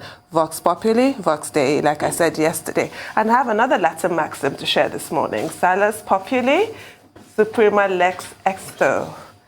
The welfare of the people is the supreme law. So it is important for our leaders to keep that in mind. Anything that would regress the Nigerian democracy is reprehensible and must be rejected soundly. Now, the Senate President talked about receiving 900 text messages. It's music to my ears. Not to him, I imagine, with his phone going off constantly. But I love the fact that the Nigerian public has formed themselves now into a pressure group, the ultimate pressure group. And I resent any kind of allegation, which I'm not saying that the Senate President or the President of the Senate, as it likes to be called, I'm not saying that's what he said, but any type of sort of resentment expressed by some of our leaders that we often hear towards people trying to hold them accountable, for me, is ridiculous. That is exactly what the people are supposed to do. We're not to sit and be quiet for 4 years and only wheel us out to vote for you come election time. It's an ongoing process, and I'm excited to see that process being deepened every day. Dr. Bati? Anyway, my standard response in a situation like this is to stress the importance of public opinion. And our public opinion is an important component of the democratic process and also of the governance process.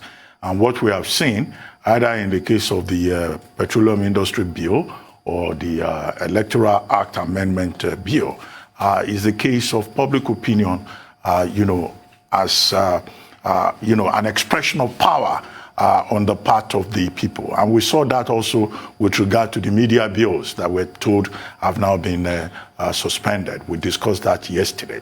And the Senate President and other members of his team should not be afraid of public opinion, because that is what democracy is all about. I thought it was a bit, harsh in the commentaries that he has made. First, he said his privacy was invaded because some people publish his phone number and that of the Speaker of the House of Representatives. Well, the people who sent him 900 text messages, I imagine that they were not begging him for money or discussing his private affairs. They must have been discussing the controversial Electoral Act Amendment Bill and drawing his attention to it. So in that regard, I don't think he can claim that it was an invasion of his privacy. What is that rule again? Volenta non fit injuria. If you don't like heat, don't go near the kitchen. Yeah. And as the leader of the Senate, yes, he should be interested in what the people are saying. And in any case, he himself said anybody who has any issues with the Electoral Act Amendment Bill should approach his or her representative in the National Assembly, who can come and be part of that process and represent the people. And I imagine that he wouldn't be, as Senate President, the only person who received text messages. I read the front page story of This Day today, and we've been given the assurance by the Senate President himself and by other members of the National Assembly that the process will be accountable, will be transparent and accountable, and that there should be no fears expressed about the controversial section 52, clause 52, 1 to 3 of the proposed electoral bill. And that is the section of the law, of the proposed law, that deals with the electronic transmission of results. And we understand that various caucuses from different zones have been meeting since yesterday. So we hope, of course, that that use of technology that was in the original document, which the Senate President insists has not been tampered with, will be retained. Because elsewhere in the world, technology is used, to ensure transparency. And there is nothing wrong in also using it here. The transmission of results haven't been a major issue, in the last 2019 general election. I would have loved the situation, however, whereby that debate, that clause-by-clause consideration in the House of Reps and the Senate today will be televised live. It's going to be televised. So that Nigerians can see how each senator or member of the House of Reps is making contribution. So that we will know those who are against the people and where they stand on the key issues that have been brought to the fore. Not just electronic transmission of results, there's also the issue about campaign finance. You need 15 billion, we're told, to be a president of Nigeria, 5 billion to be a governor. Well, let them debate it and tell us whether this is a case of rising inflation, even for election purposes. But we would like to see who says what, who votes in what particular manner. And most importantly, I think the greatest winners in this are the people. And the people must think that they can have a good democracy before they have a good democracy and demand for it. And in that spirit, I remember the words of René Descartes that says, cogito ergo sum. I think before I am. So the people must think that they must have good democracy before they have it. And people are beginning to think like that. And that's why you're getting a lot of text messages out, people commenting on national issues. Really, most importantly, I think this morning is an ode to the people. Je pense ce que je suis. Yeah. Je pense ce que je suis. Yes. C'est très bon. That's all the news headline. We take a short break now. When we return, we'll have Rotus, Odiri, Adesu Amora, Aaron Akeriola to give us updates On Africa Business, COVID-19 spotting activities across the globe. Stay with us.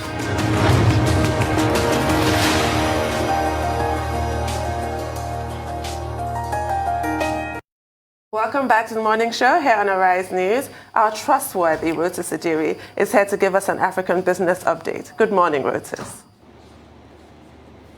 Good morning, Tundu. Good morning, Doctor. Good morning, Rifai. Good morning to all our viewers. We begin with agriculture. There has been some suspected fraud in the federal government's program for agriculture subsidies for farmers. So here's what's going on. The federal government has made a claim that about 6 million farmers have been registered to receive subsidies. In fact, Senior Special Assistant to the President on Agriculture, Andrew Kwasari, made the claim that about 6 million of these farmers have been registered.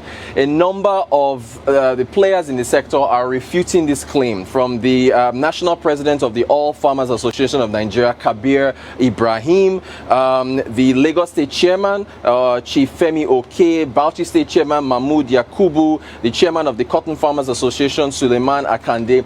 So here's the thing. A farmer wants to buy a fertilizer to fertilize their crops. Fertilizer costs what? 6,000 to 7,000 naira. Federal government makes a deposit of about 2,000 naira into that farmer's account, essentially giving some room, reducing the cost of that fertilizer to about 4,000 naira. That's just an example.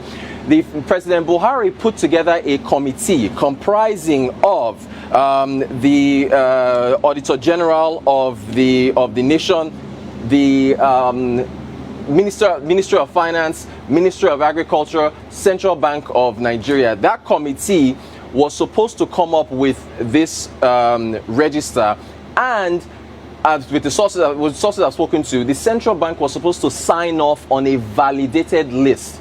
Unfortunately, according to the sources I've spoken to, the ministry has bypassed that list and was getting ready to make a payment, subsidy payment, based on this registry, this list of farmers that has not been validated. I also understand from sources I've spoken with that the EFCC is involved and is investigating this. Now, another thing I need to point out is that back on June the 17th, the Minister of Agriculture, Sabo Nanono, at the fourth meeting of the National Council on Agriculture and Rural Development, June 17th, said the government had created an online portal, and in that portal, they were going to register. Initially, it was 2.4 million farmers, but they said they were encouraged by what they were seeing, and they're going to push it up to 10 million. And then you've got Senior Special Assistant to the President of Agriculture, Andrew Kwasari, saying that it's now at 6 million. That online portal was supposed to capture bio data, geographical data for the farmers, farming valuations, output, and so on and so forth. So it's all pretty troubling.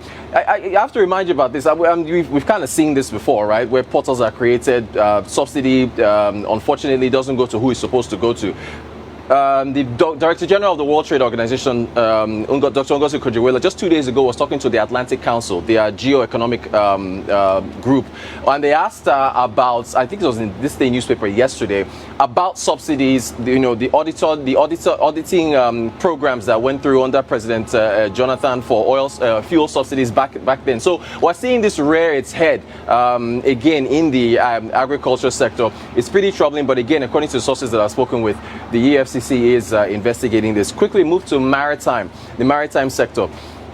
President Buhari has said that approximately about 26.3 billion naira or so a year is being lost to piracy, sea crimes, and he was represented by Vice President Yemi Osinbajo at the launch of Operation Falcon Eye Assignment. And what this is supposed to be is a surveillance technology that is supposed to be aligned across the, or rather survey the coastal waters of Nigeria to try to reduce crime. According to Chief of Naval Staff Vice Admiral Awal Gambo, he says that in fact they've already recovered some, about $9 million worth of foreign rice that's been smuggled through our waters. Also made some arrests as well in that regard. And they're saying that this surveillance facility is what is going to hopefully be a game changer in order to reduce crime. So of course, the natural next question will be, if surveillance tech is working in maritime, What about surveillance tech at the borders?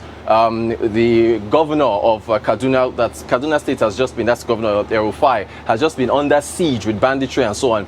You remember at a forum covered by Arise News, he said use drones, use technology to survey schools and so on to reduce banditry that's going on there. So if this is working in maritime, why can't it work elsewhere? So again, but that figure, 26.3 billion naira a year being lost to maritime piracy, is supposed to be hopefully reduced with this Operation Falcon Eye assignment. Finally, the digital rights issues with respect to what's been going on with Nigeria and Twitter and India. It came up yesterday in Geneva at United Nations Human Rights Office. Let's quickly hear from Peggy Hicks, who is the Director of Thematic Engagements at the UN. So we have the same rights online as offline. But when we look at the online landscape, and you see a digital world that is unwelcoming and frequently unsafe for people trying to exercise their rights, you also see a host of government and company responses that risk making the situation worse. Recent developments in countries including, for example, among many others, India, Nigeria, the UK, the US, and Vietnam have spotlighted these issues and will be influential in how our online space evolves. We want to emphasize that we have the same. Hello, Rutus, please continue. Please go ahead. President Buhari has also approved new board members of the Nigerian Sovereign Investment Authority. This follows the expiration of the tenure of the previous board members, and they are represented by each geopolitical zone. So finally, our final bit of news of the day, President Buhari has appointed new members to the NSIA, the Nigerian Sovereign Investment Authority. That's our African business update. Okay, Rochus, the Falcon Eye project. How is this Falcon Eye project different from the Deep Blue project? You know, earlier on this program, we talked about that Deep Blue project, which is about maritime security. And of course, you know, you've outlined the challenges: illegal fishing in our waters, oil theft, piracy, and it's not even just Nigeria that is affected. It's all the 17 countries in the Gulf of Guinea, from Senegal to Angola, and Nigeria just happens to be especially disadvantaged in terms of security. And since the beginning of this year, the authorities have been talking about, you know, deploying more technology to ensure maritime security. So the question is, Falcon Eye project, yes, the Navy. I thought the Deep Blue project is supposed to involve Navy and other agencies, and particularly the Nigerian Maritime and Security Administration Agency, that is NIMASA.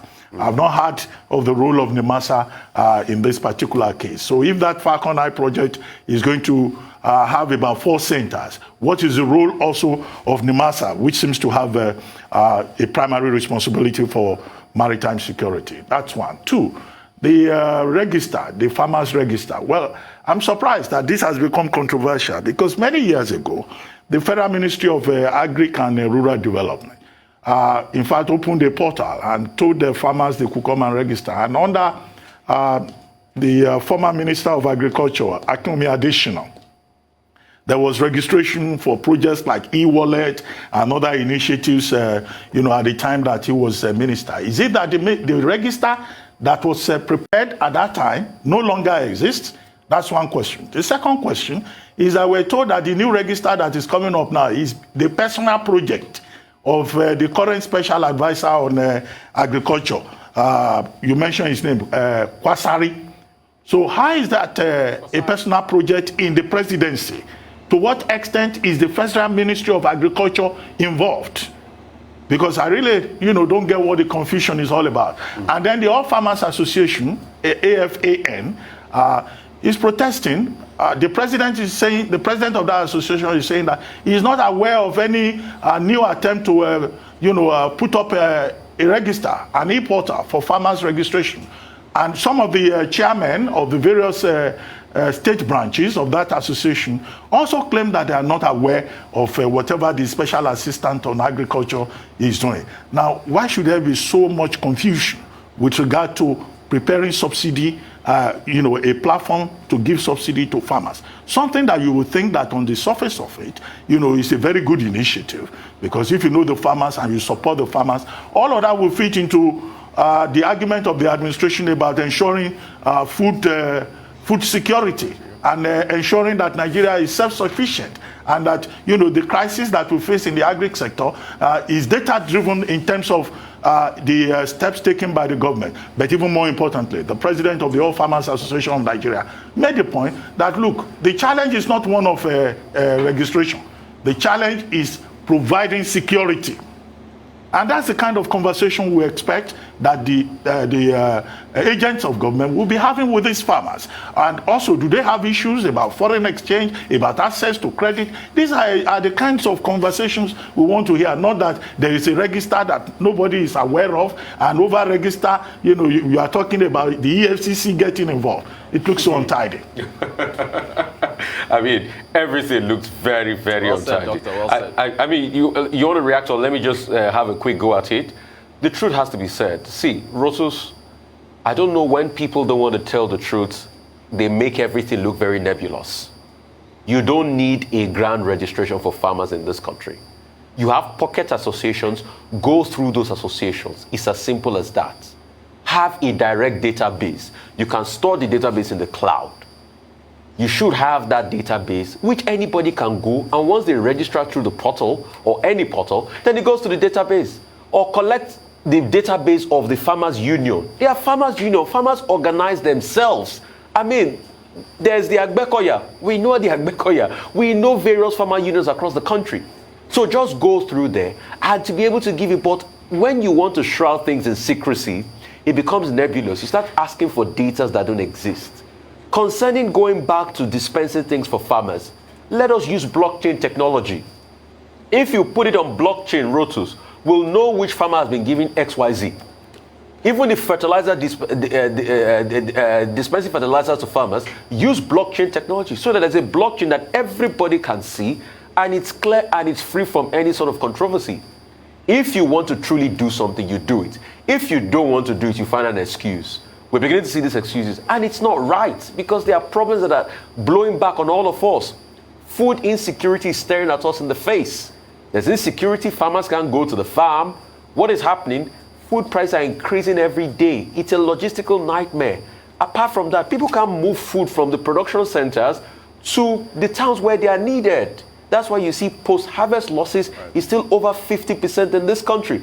Isn't it shocking to you, Rotus, that post-harvest losses is over 50% and we have food inflation? Isn't it shocking?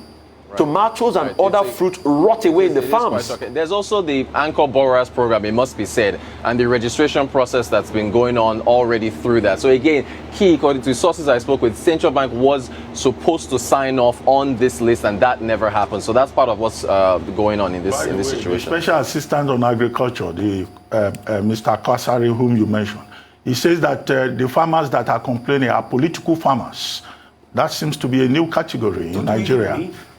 Well, on agriculture, I always have to stress the fact that our food that we eat here is not deemed for consumption elsewhere, not in the EU, not in the US, not in the UK. It's rejected as not being up to par. And that is what we are chowing down on here in Nigeria. I have to continue to stress that point. We need to think about that. But to your story about the United Nations Human Rights Office continuing to frame the Twitter ban as a human rights issue, it's not about who likes who, or who took whose tweet down, or who agrees or who does not agree. But access is a human rights issue, as people have argued, obviously with limited success because the Twitter ban is still in place. But do you think this kind of international pressure will actually have any bearing on the situation?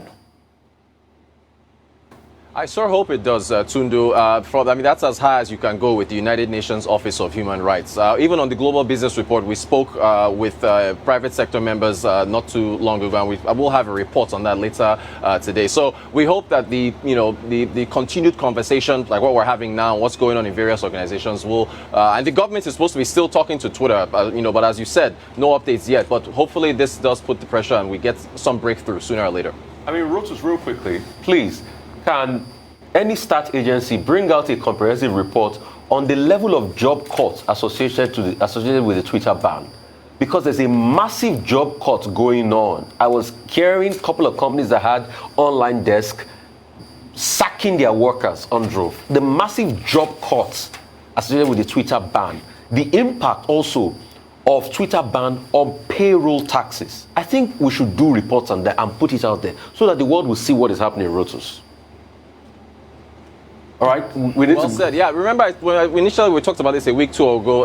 It was about as far as jobs, call centers by certain companies, banks, and so on for social media customer service. So if there's an impact, it will be on those specific people who have been hired to address customer issues on social media, and then maybe a few other pockets here and there. But it would definitely help to have data on that.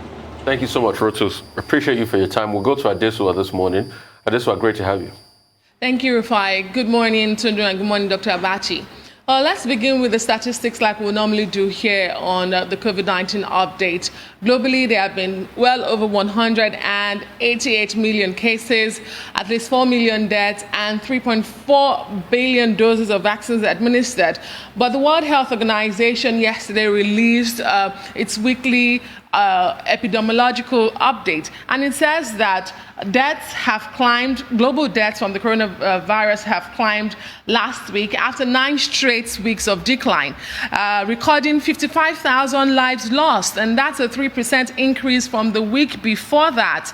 While infections rose 10% last week to nearly 3 million, with the highest numbers recorded in Brazil, India, Indonesia, and Britain. The World Health Organization says this reversal has been attributed to low vaccination rates, the relaxation of mask rules and other precautions, and the swift spread of the more contagious Delta variant that has now been detected in more than 111 countries. Well, here in Nigeria, 48 new cases were recorded in the last 24 hours. No data came in for Lagos State for the day. Ondo State in the southwest region of the country posted the most infections with 14 new cases. Staying in Nigeria, the management of one of its foremost universities has ordered students to vacate hostels on campus indefinitely over fears of COVID-19. The management of the University of Lagos, otherwise known as UNILAG, after an emergency Senate meeting yesterday, says it took the decision to avoid escalation of COVID cases after a rise in the number of students presenting with flu-like symptoms similar to the COVID-19 virus at the university's medical center. Now, a statement by the school management says students who have tested positive are being treated and contact tracing is in place. Before now, a statement on the university's website reveals that its medical center had actually raised an alarm, informing the school community about what appears to be the start of a potential third wave. All students have been given till noon today to vacate the hostels, and classes are to go virtual for the rest of the semester. Away from Nigeria, the Dutch government in Netherlands is asking people to work from home as it reimposed some coronavirus lockdown measures weeks after lifting most of its restriction measures. This comes as infections skyrocketed by more than 500% in the last week, with more than 50,000 people testing positive. Prime Minister Mark Rutte had only this week actually, apologized for lifting restrictions at the end. The challenge, of course, is to get the people to get vaccinated, and that's where particularly the challenge is for the United States. And if you look at many of those states, the 5 that are most affected, including Mississippi and Missouri, you see that these are states, and Arkansas, you mentioned Arkansas, these are states with a higher rate of vaccine hesitancy. As for Netherlands, yes, maybe there are lessons that we can learn from the Netherlands. Yes, end of June, there was the lifting of restrictions. In the first week of July, there was a festival in a place called Utrecht in the Netherlands, attended by about 20,000 people. Out of the 20,000 people that attended that festival, over 1,000 of them are said to have been infected. And now, acting Prime Minister Mark Rutte has had to impose fresh restrictions, particularly in the catering sector, bars and restaurants, which are said to be more responsible for the upsurge in the infection rate. And the people most affected are young people between the ages of 18 and 24. And these were young people who had refused to take the vaccine. Now, University of Lagos, yes, by noon today, the students have been asked to vacate the hostels.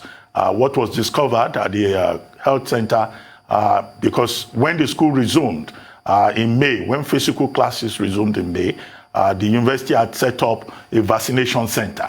And it was that has given them the opportunity to note the increase in the number of persons who were infected. And now the students have been asked to vacate the hostels. Some parents are protesting that perhaps that's not the best way to go about it. But I think it's better for the university to err on the side of caution. And what the university has decided to do is to, start classes virtually from the 26th of this month. Finally, I wanted to draw your attention to the pushback from those countries who have adopted mix and match of vaccines. The other day we were discussing Thailand. Now, Thailand has said no. From studies available, they have seen that, mixing the Sinovac with the Pfizer vaccine is in the best interest of their people. Because in Thailand, we've seen, the numbers going up drastically. Also, Canadian health authorities have also said no. They are going to combine the vaccines, the adenoid vaccine and the messenger RNA vaccine, and even encourage people to take booster vaccines. The good news about that is that Sumewa Nathan, the chief scientist of the WHO, has edited what she said originally, because she was saying this is not data-driven, this is dangerous, it could result in chaos. She's now saying that, well, she had individuals in mind who could abuse this mix and match, not necessarily public health authorities. So we're likely to see, going forward, more countries perhaps adopting the mix and match method. But for us here in Nigeria, the big thing remains taking the necessary precautions. Yeah, and taking the jabs, most importantly. Please go out there. I've got my shot. Go out there, get your shots. It's safe. People take it, and it gives you that level of protection. But for me, one step forward, I wanted to say as regards to this mixing and matching of vaccine is, and I'm speaking as a scientist, I have a degree in science. It has to be said, when you don't have enough empirical studies and things, it's not a good approach to say, let's go this way. And I'll give you instances. Most of the peer review they have done are for side effects of one vaccine on the people. And you're seeing the numbers come out.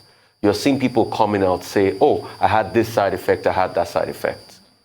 We do not know, and enough study have not been done as regards the impact of mixing the adeno vaccines and other forms of vaccines together in people's body. We do not have enough facts on that. I know it's easy for us to say because, we need to bolster ourselves, we need to get the shot, the efficacy of it can only last 6 months or thereabout. But we have not done enough peer review as regards that. And increasingly, we are having new symptoms as a result of the use of those vaccines. I mean, the other day, we're talking about some level of paralysis from people taking vaccines and the likes.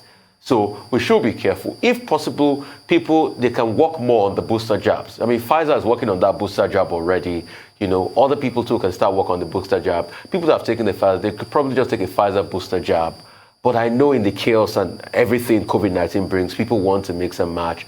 Let's be careful. Yeah, the World Health Organization has given it the all clear, but I'll tell you, nobody did know that we're going to see these cases, of adverse reactions to the vaccine before people started taking the vaccine. And that's how you build peer review and empirical studies. So peer reviews goes a long while. I think the fascinating thing about this pandemic is that we learn every day. We learn almost, at the snap of the fingers. Opinions will be divided. And of course, the science community feet will be put to the fire every time. There are those who have said, booster jabs like you're speaking of are actually not necessary at the moment. We've seen top scientists from the US, we've seen top scientists from the WHO say, at the moment, there are no cause for a third jab, but there are countries who have said, we have seen cases, breakthrough infections, that is infections in those who have been fully vaccinated with 2 jabs. They are still coming down, they are still infected with this virus. However, we should point out that the rise in infections in those places or in people who have been fully vaccinated is not what we're seeing previous to vaccination. So there's a break in COVID deaths, like the US. It's a good example of life experience. This is out of trials now. This is real life experience. Those who have been vaccinated, we are seeing increase in infections, but low death rates, 260 a day in the US compared to where they were coming from, where you had at least sometimes 250,000 deaths. So the vaccines are working. Opinions will be divided, Rufai, and the science community will continue to work hard ahead of all of this. Well, I'm not fascinated at all at Deswa. I find it also tedious. I just want this to be over. This uninvited intruder should just go away. Yes. But what I wanted to say about it, just to buttress your point about how things change, in the blink of an eye, really, Indonesia has now emerged as, Asia's COVID-19 epicenter, no longer India. It continues to ravage whole communities. Now they've had to shut down Bali and Java, which arguably they ought to have done before. So this is the argument against complacency and lifting COVID restrictions prematurely. It's all just so tedious. I know. Well, just a footnote on the mix and match. Yes. The health authorities in Canada are insisting, which is the basis for their insistence, that, look, they've taken the decision to mix and match going forward based on studies, reviews that have been carried out in Germany and also in Oxford, and that the conclusion by the scientists is that mixing and matching is safe, and we're likely to see more countries in Europe also going in that direction. But as you said, this pandemic, we keep learning new things every day, and it remains a major challenge for scientists all over the world. All right, thank you so much, Adesua. Thank you, guys. As always.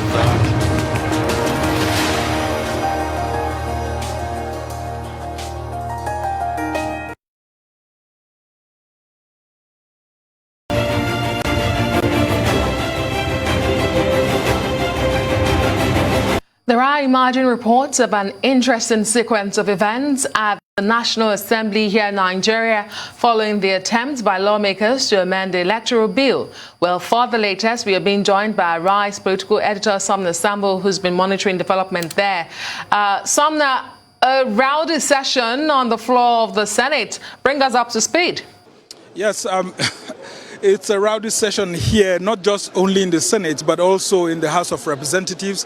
And in the House of Reps, it started actually with the Petroleum Industry Bill Harmonization Committee report, which recommended 3%. The Senate passed 3%, but when it got to the House of Representatives, it was a difficult situation, and we had the House members going into a closed-door session because of lots of members insisting on 5% for the host communities equities fund. And eventually, when it came to the Electoral Act, all was going well in the Senate until it got to section 52, subsection 123, which is the very controversial section that has to do with the electronic transmission of election results. And what the committee report has stated is that especially in subsection 3 of that section 52, it had said that electronic transmission of election results should be done when it is practicable to do so. But eventually a senator representing Niger North, who is the deputy majority whip, Senator Abdullah Isabi, actually stood up to amend that section 52 subsection 3 to now read that before electronic transmission of election result is done, there must be an approval from the Nigerian Communications Commission that there is good network in specific localities, and that when there's that approval will then be sent to the National Assembly, who will now approve for INEC to allow for the electronic transmission of result. And a lot of federal lawmakers here were very angry at that amendment, saying that will the National Assembly be in session on election day? And so that led to a lot of uproar. But the Senate president now decided that it should be put to vote. And when the president of the Senate, Ahmed Lawan, put that section to vote, a voice vote, then eventually those who wanted that amendment for NCC to have an approval and the National Assembly to give approval before electronic transmission of result is allowed took the day. And that provoked a lot of debate, a lot of uproar. Many senators stood up from their seats. Many of them walked out threatening that they were going to leave the chamber, but the Senate President called for caution, and eventually they did not come out. But journalists were asked to leave the floor of the chamber. Specifically, the video journalists, the cameramen were all asked to vacate the chamber. A rowdy session then continued up until a cameraman left the chamber. And as you can see around the National Assembly right now, the senators are all in a closed-door session. Their aides are all out everywhere around the National Assembly here, and I'm just going to take you around. That's the Senate wing you're seeing right now.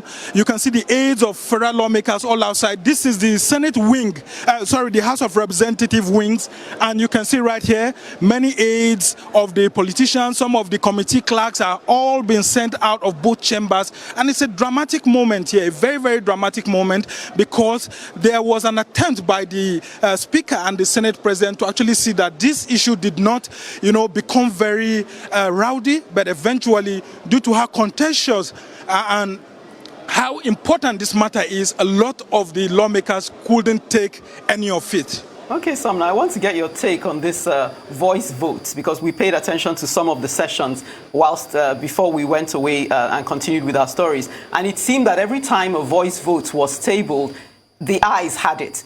So it always seemed to depend on whether you were the one proposing the motion. The ayes always tended to have it, even when the nays shouted nay. Is that your own perception?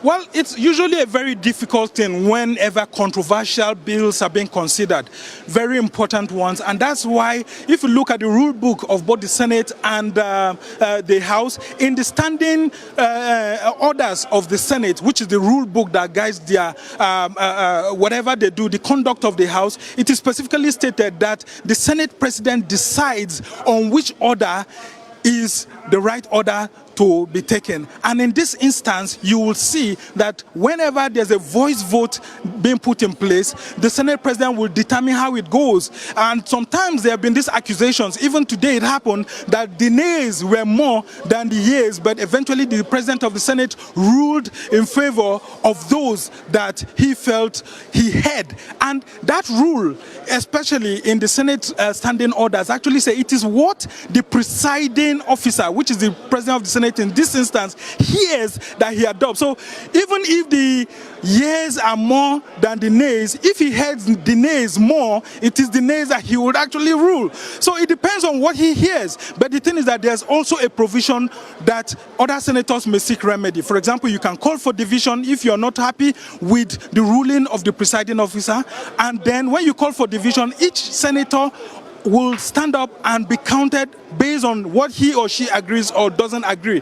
And eventually, a lot of the senators were back calling for a division, which will mean that all those who are for a particular issue, like in this instance, electronic voting, will go to the right, and those who are against will go to the left. But eventually, the President of the Senate appealed for calm and appealed for them to behave as elder statesmen, and eventually they had to go into closed-door session. So the rules actually also call for electronic voting within the chamber itself, but most times the electronic voting is usually taken when it has to do with constitutional voting on constitutional matters, which says that if you're voting on constitutional matters, it is 4/5 of members, not 2/3 or 1/3.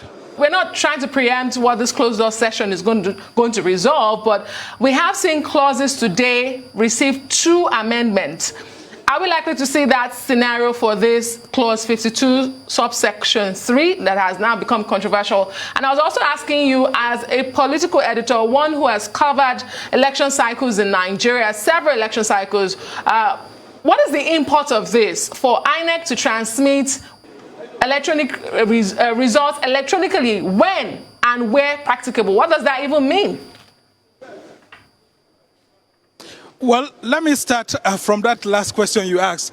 One of the persons who stood up to ensure that to say that provision should be maintained is Senator Basin Albert Akpan from Akwa Ibom Northeast. He had insisted that provision should be maintained, and when the President of the Senate put a vote whether or not that the Senate should go back to what the Senate Committee on INEC recommended, unfortunately, the President of the Senate said that what he heard is that, you know, the nays have it. So eventually he still ruled that the earlier amendment which was done to say that, look, approval of the NCC should be sought, and then that approval sent to the National Assembly, then before it's eventually allowed for the deployment of electronic transmission, should be upheld. And so in all of this, the major question that has been ongoing among many lawmakers is that if the Independent National Electoral Commission has been using methods of electronic voting, though not formally approved, such as the use of card reader, which is an electronic device, and then sometime last year it tested the transmission of election results electronically in some off-season elections, and it was accepted as very good. Why would many lawmakers be actually insisting that this should not be passed? Why are they also insisting that there should be an amendment to bring a third party, which is the Nigerian Communications Commission, to now say whether there's a network in somewhere or not, saying that those procedures will be manipulated, while the other senators, someone like Senator Ali Ndume, insisted that in his area in the northeast, it's been a lot of people, facilities have been ravaged by the challenges of the insurgency in that region. And as a result of that, it will be shutting out a lot of people because there may not be, GSM network there. And so the